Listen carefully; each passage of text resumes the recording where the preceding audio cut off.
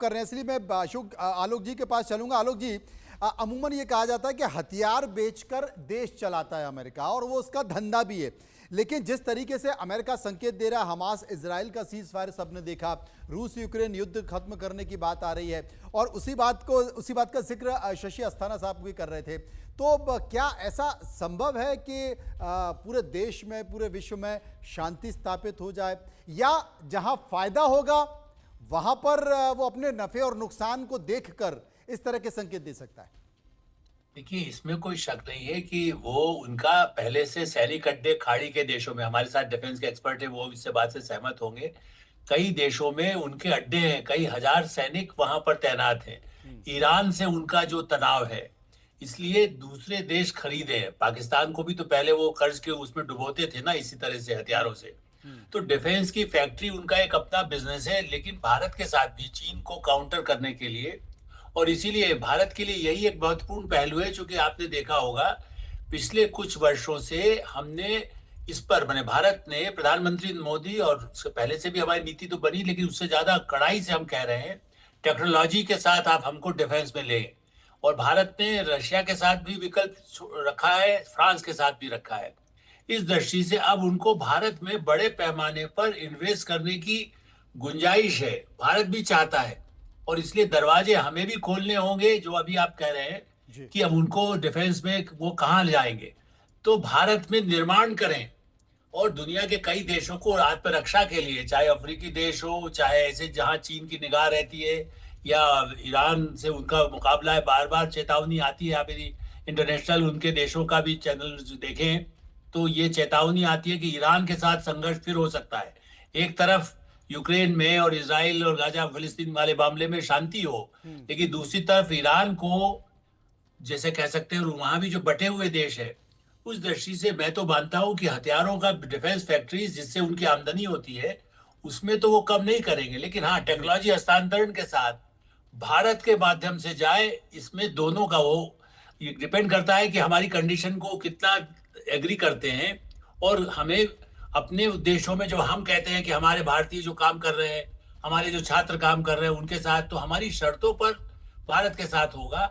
लेकिन हाँ, विश्व में उनकी इच्छा आर्थिक, जो मैंने शुरुआत में भी कहा, वो दुनिया के सबसे बड़े धनी, संपन्न, अरबपति राष्ट्रपति है। दुनिया में कोई ऐसा राष्ट्रपति नहीं है, प्रधानमंत्री नहीं है, जितने बड़े वो हैं। और उनके साथ एलन मस्क है। तो बिजनेस वाला जो अमेरिका का जो रुख है, वो पहले कार्यकाल में भी था, लेकिन अब जी। इस बार उसको दुगनी, जिसको कह सकते हैं। जी और बिल्कुल। इसीलिए भारत के प्रधानमंत्री को भी कहते हैं कि इनसे बार्गेन करना बड़ा कठिन है। तो भारत के साथ भी सौदा यदि करना चाहेंगे, तो हम, भारत भी उसी ताकत के साथ, चूंकि भारत को अपनी महत्व को मोदी जी बार बार रेखांकित कर चुके हैं। दोस्ती अपनी जगह है, लेकिन शर्तें भी भारतीय हितों को रखें। इस दृष्टि से मेरा मानना है कि डिफेंस में भारत, आपको याद करें, भारत के साथ नाटो टाइप समझौता नहीं है। जी। भारत के साथ पहला समझौता है डिफेंस के साथ अमेरिका संबंध, जी। जी। बाद में हुआ स्ट्रेटेजिक रिलेशंस। जी। तो हम उसकी दिशा में भारत को एक बड़ी भूमिका रहे, और डिफेंस की फैक्ट्री, या एलन मास्क की जो इलेक्ट्रिक व्हीकल्स है, उसको बिजनेस कैसे इलेक्ट्रिक बढ़े। व्हीकल्स हैं और स्टारलिंक को लेकर भी भारत में एक बड़े बाजार के तौर पर एलन मस्क देख रहे हैं, तमाम सारी चीजें। इस बीच शपथ के बाद बड़ा फैसला ले सकते हैं ट्रंप। मैक्सिको बॉर्डर पर इमरजेंसी घोषित कर सकते हैं, सीमा सुरक्षा को लेकर भी इमरजेंसी घोषित की जा सकती है। ये भी बड़ी चर्चा का विषय है। तमाम पैनलिस्ट मेरे साथ मौजूद हैं। दिलीप चेरियन साहब मेरे साथ मौजूद हैं। दिलीप जी, मुस्लिम देशों से जो आवागमन है वो प्रतिबंधित किया जा सकता है, जिसका जिक्र किया जा रहा है। किसका साथ जन्म से नागरिकता का प्रावधान खत्म होगा, इस बात को लेकर भी संकेत दे चुके हैं।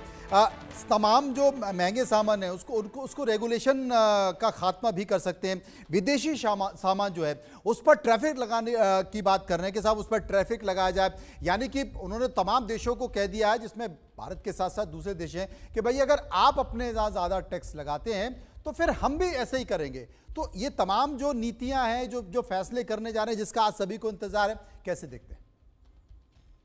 देखिए, ट्रेड और टैरिफ के बारे में ट्रंप को हमें बिजनेसमैन के तौर से समझना पड़ेगा। जी।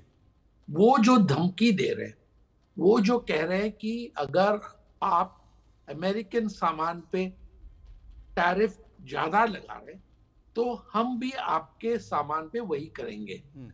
पर आप स्केल समझ लीजिए। स्केल में यह है कि जैसे इंडिया का एक बड़ा क्वारल जो है वो है कि मोटरसाइकिल के इंपोर्ट पे जो टैरिफ लगता है, पर इंडिया जो अमेरिका से मोटरसाइकिल इंपोर्ट करते हैं वो हजारों से ज्यादा नहीं है। तो उसमें ट्रम्प को भी समझ में आएगा कि बिजनेसमैन जो है वो मार्केट का साइज देखेगा और उस तरीके के जो उस साइज के जो मोटरसाइकिल्स है उनका मार्केट इंडिया में इतना ही लिमिटेड, इस सीमा तक की है। पर अगर आप उल्टे देखें, अमेरिका को जो इंडिया से इंपोर्ट करना है उन सामानों पे अगर वो टैरिफ लगा है तो ये दृश्य होगा कि अमेरिकन कंज्यूमर जो है उन पे बहुत ज्यादा टैक्स लगेगा। और बिजनेसमैन को ये पता है, प्रेसिडेंट हो या ना, जहां कस्टमर को ये कष्ट होता है कि टैरिफ के वजह से, टैक्स के वजह से मेरा जो खर्चा है वो ज्यादा बढ़ गया, तो उसको पॉलिटिकल ऑपोजिशन बढ़ना शुरू करेगा। हम लोग जो मीडिया में बैठकर बात करते हैं, पूरा जो लिबरल मीडिया था विश्व का, वो ये बातचीत कर रहा था कि देखिए औरत है वो बन जाएंगी प्रेसिडेंट, और अब लोग कह रहे हैं कि नहीं, ये अमेरिका का दुर्भाग्य है कि वहां पर कोई भी विमेन वहां पर नहीं बन पाएंगी। फिर वो बीच में बोलने लगी कमला हैरिस कि वो ब्लैक हैं। उसके बाद वो बोलने लगी, उन्होंने कभी ये बात नहीं मानी कि वो भारतीय मूल की हैं, पर जब कैंपेन ट्रेल में उन्होंने इस बात को कई बार उछाला ताकि भारतीय मूल के लोग उनकी तरफ अट्रैक्ट हों और उनको वोट दें। तो मुझे लगता है कि और सबसे बड़ी बात यह है कि जो ट्रंप की जो चीज आएगी अब की बार, मैं आपको एक कल्चरल डिप्लोमेसी में से बस एक ही एग्जांपल देना चाहूंगा। वहां पर दो शिकारी बर्ड्स बड़ी पॉपुलर हैं जो अमेरिकन संविधान में के पिक्चर्स में भी हैं, और जो आइकोनोलॉजी और सिंबोलिज्म अमेरिकी विदेश नीति और अमेरिकी पावर और अमेरिकी कहर के बारे में यूज किया जाता है, उसमें यह है एक तो बॉल्ड ईगल। तो बॉल्ड ईगल है, बड़ा आक्रामक है, वो ऊपर से उड़ता है और कई सौ फीट से ऊपर से नीचे अपनी मछली को या किसी खरगोश को दबोच लेता है, शिकार को चिन्हित कर लेता है, अपने शिकार को, अपने कई किलोमीटर दूरी पर अपने शिकार को चिन्हित कर झपट्टा मार के उसको उठा कर ले जाता है। हाँ, झपट्टा मार के उसको ले जाता है। और दूसरा है टर्की, ग्रांड टर्की है। तो बाकी के जो प्राइम मिनिस्टर रहे, जैसे बैरक ओबामा रहे, बिल क्लिंटन रहे, जिमी कार्टर रहे और काफी हद तक जो बाइडेन रहे, वो लोग, उनको मैं कंपेयर करूंगा टर्की से। और जो ट्रंप है वो वहां के बॉल्ड ईगल है। और बॉल्ड ईगल और ये सारी आइकोनोलॉजी ऐसी है कि वहां का आक्रामक और विदेश नीति में इंटरवेंशनिस्ट प्रेसिडेंट ही होता है। सबसे बड़ी बात, जैसे आपने भारतीय मूल की बात कही, पर अमेरिकी विदेश नीति में एक डिबेट पिछले 200-250 सालों से चल रही है, जब से 1789 में अमेरिका ब्रिटेन से आजाद हुआ। वो है आइसोलेशनिस्ट, मतलब सेपरेटिस्ट टाइप की बात है, और दूसरी अवधारणा है इंटरवेंशनिस्ट।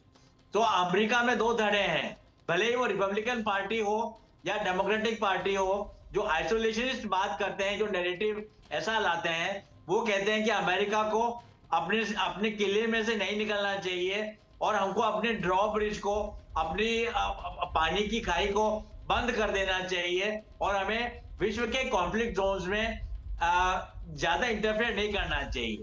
और जो इंटरवेंशनिस्ट हैं, जैसे कि जॉर्ज बुश जूनियर और सीनियर थे, उन्होंने कुवैत और इराक में इंटरफेयर किया। उससे पहले निक्सन और कैनेडी ने वियतनाम पे इंटरफेयर किया। पर हम प्रेसिडेंट ट्रंप की अगर मूलभूत विदेश नीति और कूटनीति को देखें तो वो बॉल्ड ईगल तो हैं, पर उन्होंने ये, उनकी पूरी मंशा ये सामने आई थी 2016 के उनके ट्रंप 1.0 के कार्यकाल में, कि अमेरिका अपने विदेशी ऑब्लिगेशन से अपने आप को विड्रॉ करेगा।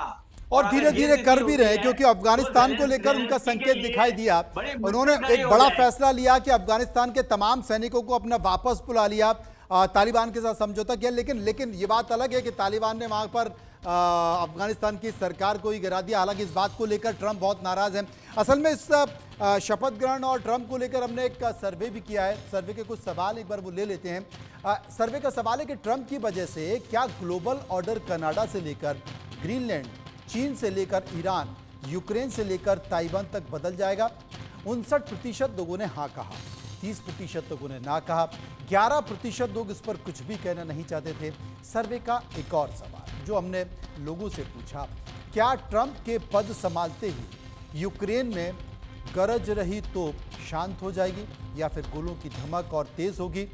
61% लोगों ने कहा वॉर यानी कि युद्ध रुक जाएगा, 32% लोगों ने कहा यह ज्यादा भड़केगा और 7% लोग इस पर कुछ भी कहना नहीं चाहते थे। सर्वे का एक और सवाल, ग्रीनलैंड नोट फॉर सेल का बोर्ड दिखा रहा है, क्या ट्रंप की दिलचस्पी इसमें बरकरार रहेगी?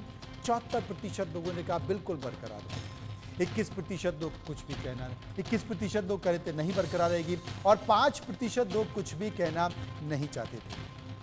आलोक जी मेरे साथ मौजूद हैं। आलोक जी, बड़ा अच्छा डिस्कशन चल रहा है, व्याख्या ट्रंप को लेकर भी है,